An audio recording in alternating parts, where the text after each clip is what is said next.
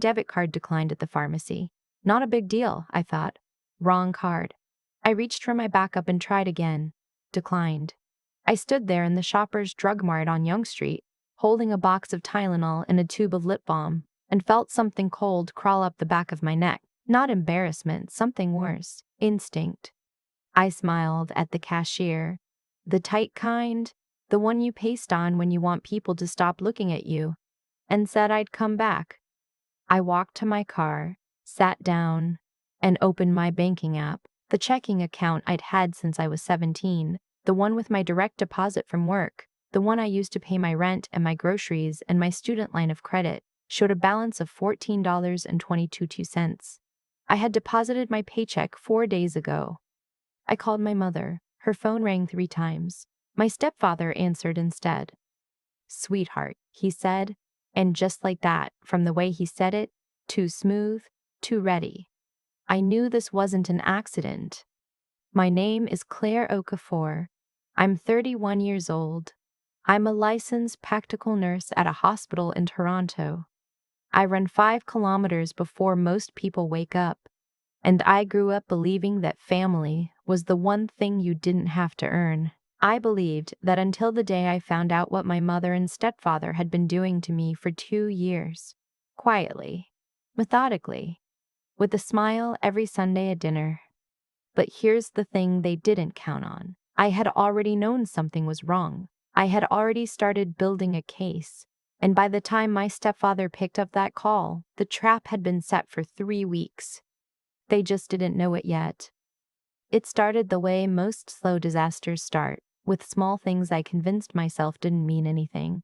My mother began calling more often than usual, which felt nice at first. She'd ask about my work schedule, when I got paid, whether I was thinking about upgrading my car. I thought she was just being interested. My mother hadn't been particularly interested in my daily life for most of my adult years, so I was grateful. I answered everything. I told her about my TFSA, my pension contributions through work, the small inheritance I'd received from my grandmother's estate, just under $40,000, which I'd been sitting on carefully because I didn't know yet what I wanted to do with it. My stepfather started texting me about investments. He'd retired early from something vague in financial services. He talked around the specifics whenever I asked, and he framed it as fatherly guidance. "Claire, inflation is eating your savings.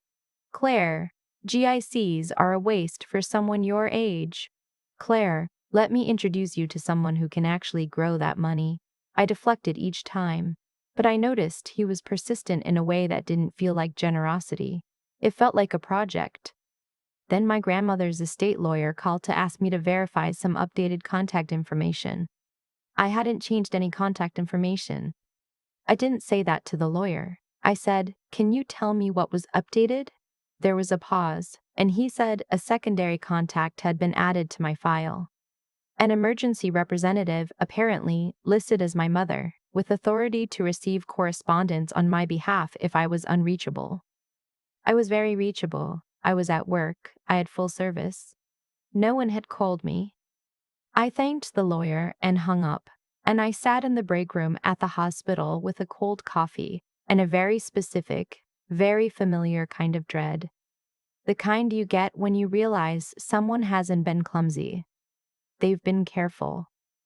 That night I looked at my accounts properly, not just my phone app, but logged into the full online banking portal. My checking account looked normal. My savings account looked normal. But when I dug into the transaction history on a joint account I kept open with my mother from years ago, a holdover from when I was in school and she sometimes sent me money, I found a series of small withdrawals I hadn't made. $40 here, $70 there, $2.15 on a Thursday. None large enough to trigger any automatic alert. All of them over the past 8 months. I didn't confront her. I didn't say a word. I closed my laptop, made myself a cup of tea, and called my friend Audrey, who is an estate and family law paralegal and who knows me well enough to not ask unnecessary questions. I told her what I'd found. She told me what I should do next. That was 6 weeks before the pharmacy. The process of building the case was the loneliest thing I have ever done. I smiled at Sunday dinners. I answered my mother's calls on the second ring. I let my stepfather talk about dividend yields for 20 minutes at my aunt's birthday party without interrupting him. I laughed at his jokes. I passed the salad. I was a perfect daughter. Meanwhile, I was documenting everything. Audrey helped me understand what I was looking at. The joint account withdrawals were one piece. But then we found more. My stepfather had somehow obtained a copy of my grandmother's estate documents, not the final version, but an earlier draft that included account numbers. We didn't know yet how he got it. We found evidence he'd used that draft to approach a secondary institution about transferring a portion of my inheritance under a family investment clause that does not exist in Canadian estate law. The institution flagged it. They hadn't notified me because the flag had gone to the secondary contact listed on my file. My mother.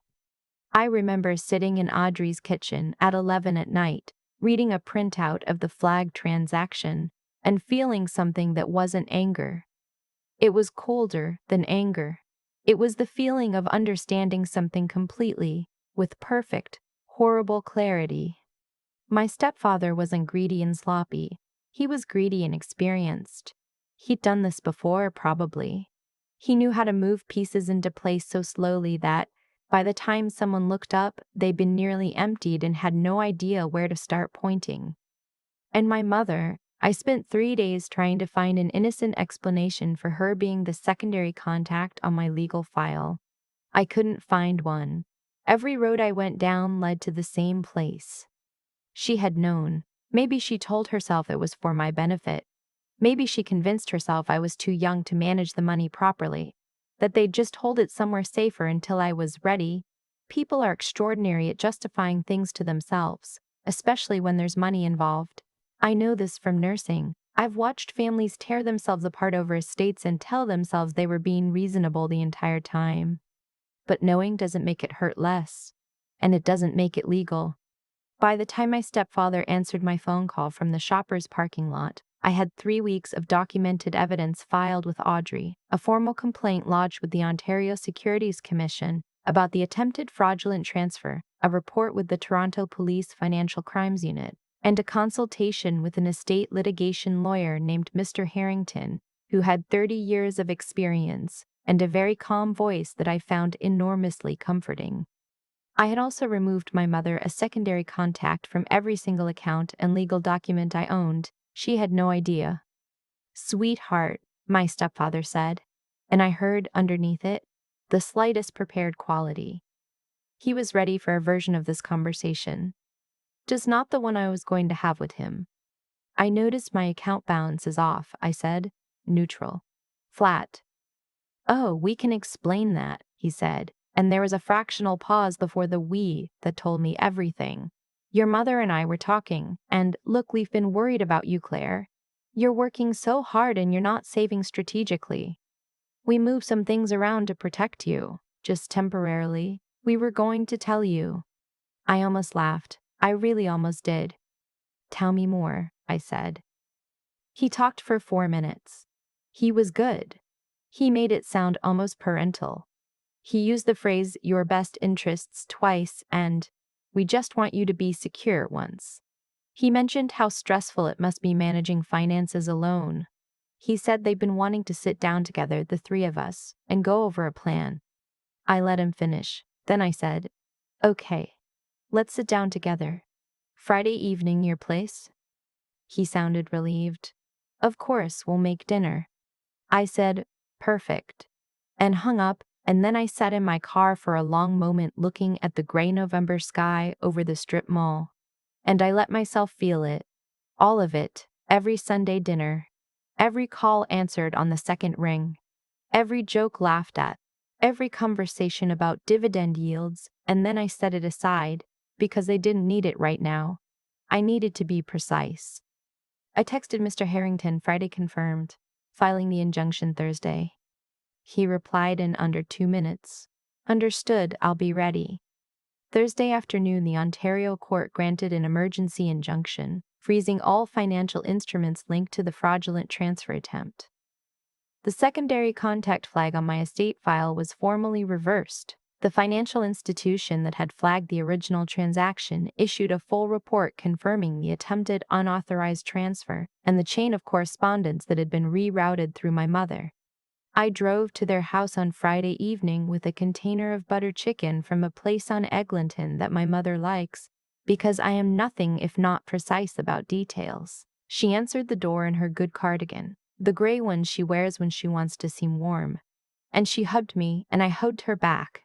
And I noticed she was wearing my grandmother's pearl earrings that I had specifically asked for when the estate was settled. The ones that were supposed to come to me, she was just wearing them. In her kitchen. Like they were hers. I put the butter chicken on the counter and said nothing about the earrings. My stepfather opened a bottle of Niagara Riesling and poured 3 glasses and said something about how glad they were to sit down together like this. He had the slightly expanded posture of a man who believed he was walking into a manageable situation. My mother set the table. She chatted about a neighbor and a snowstorm coming, and whether I'd thought about getting winter tires. I said I had winter tires. She said the ones I had might be getting old. I said they were fine. We sat down. My stepfather started talking about the plan. He had a printed document. I almost had to admire the audacity of that, bringing a printed document to a dinner table that outlined a proposed family investment structure. He slid it across the table toward me. He said it was just a starting point, nothing was set in stone, they wanted my input. I looked at the document. I looked at my mother.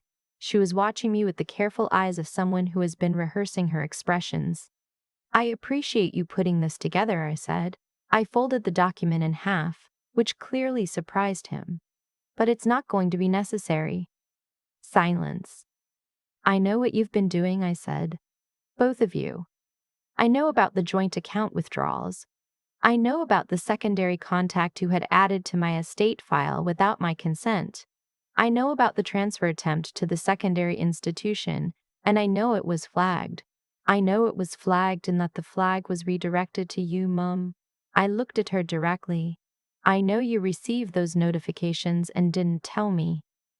My mother's face did something I had never seen it do before. It went very still. Not surprised. She was past surprise. It was the stillness of someone who has been prepared for a confrontation they hoped wouldn't come.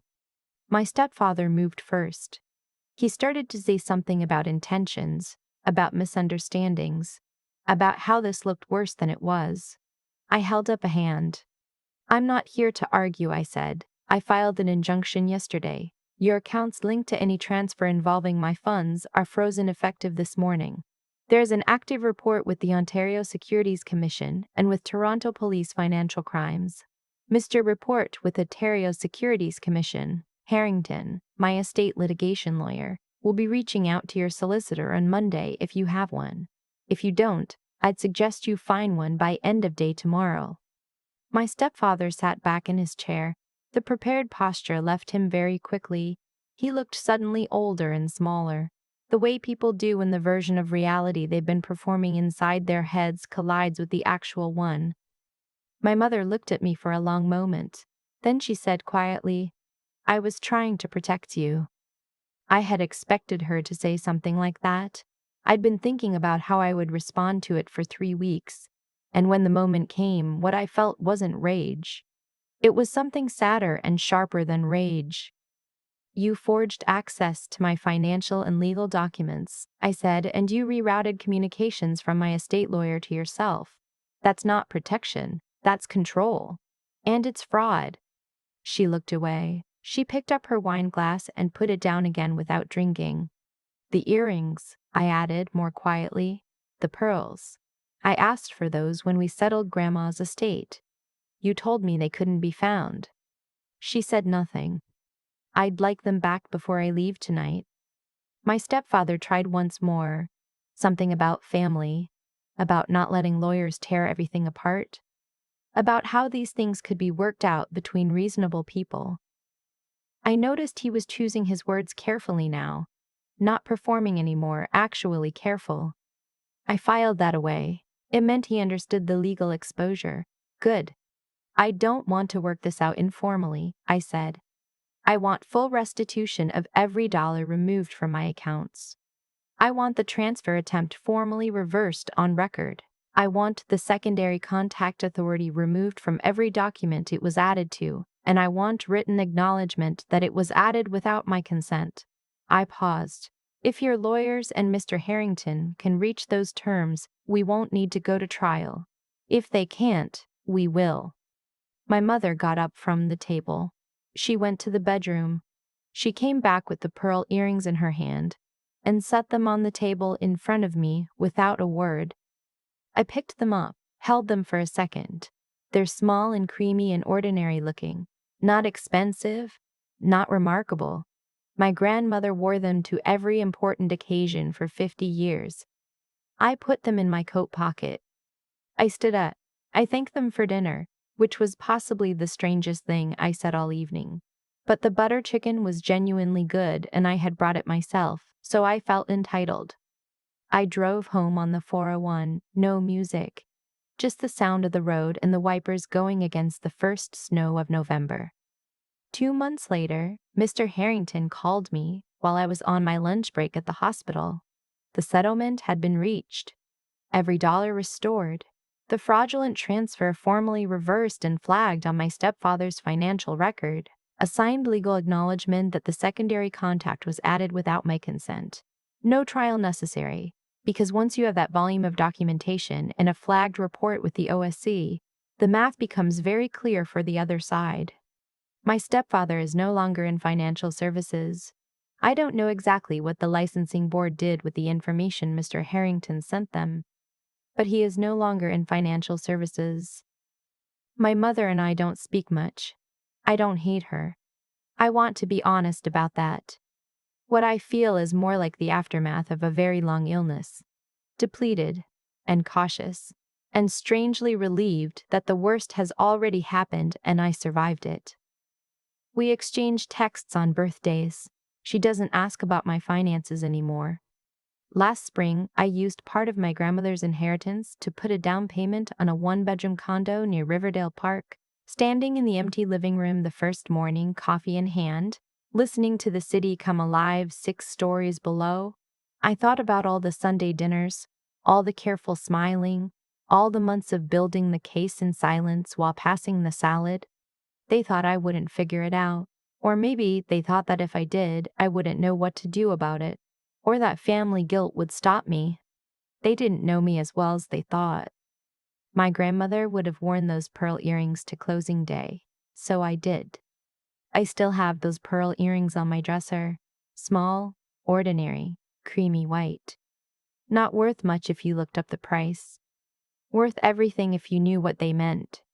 People asked me sometimes, friends, colleagues at the hospital, how I stayed so calm through all of it. How I sat at Sunday dinners and passed the salad and laughed at jokes while knowing what I knew. And I never have a clean answer, because the truth is, it wasn't calm exactly. It was just a decision I made early on, that I was not going to let panic make my choices for me. My mother and stepfather were counting on panic. They were counting on the version of me that would cry and confront, and then, in the exhaustion that follows, accept whatever explanation they offered. They had probably watched me be that person before, emotional, too trusting, too eager to believe the best. They thought they knew exactly how this would go. What they didn't account for was what happens when someone who trusts easily finally stops. Not out of bitterness, out of clarity. I think about integrity a lot now, not in the abstract, preachy way. I'm a nurse. I don't have much patience for abstract preachiness. But in the very specific, practical sense of being someone whose actions match their values even when it costs something. My stepfather had a version of intelligence. He understood financial systems. He knew how to move paperwork through institutions. He could talk for 20 minutes about investment strategy and sound entirely reasonable. But intelligence without integrity is just a more sophisticated way of causing harm. It doesn't protect you from consequences. It only delays them, and sometimes it makes them worse when they land.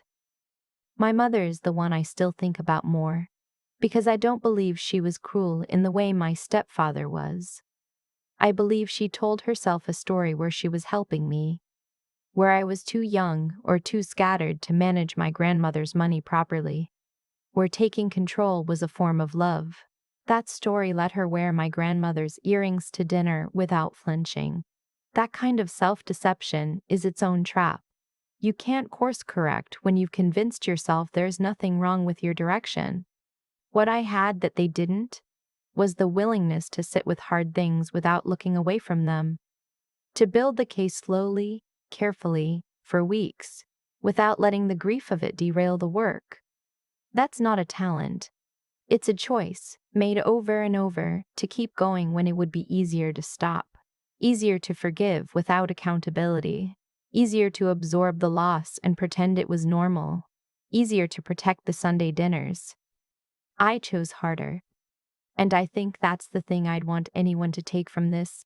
Not that revenge is satisfying, though honestly, the image of my stepfather's prepared posture leaving him at that dinner table does still give me a small, quiet satisfaction, but that you don't have to choose between being a good person and protecting yourself. Those are not opposites. You can document quietly and still love people. You can pursue justice and still cry about it on the drive home. You can hold someone accountable and still feel the hollow ache of it. The kind where you can hear the furnace tick on. The kind where you can hear the furnace tick on. The kind where you can hear the furnace tick on. They thought they knew me. They only knew the version of me that hadn't been tested yet.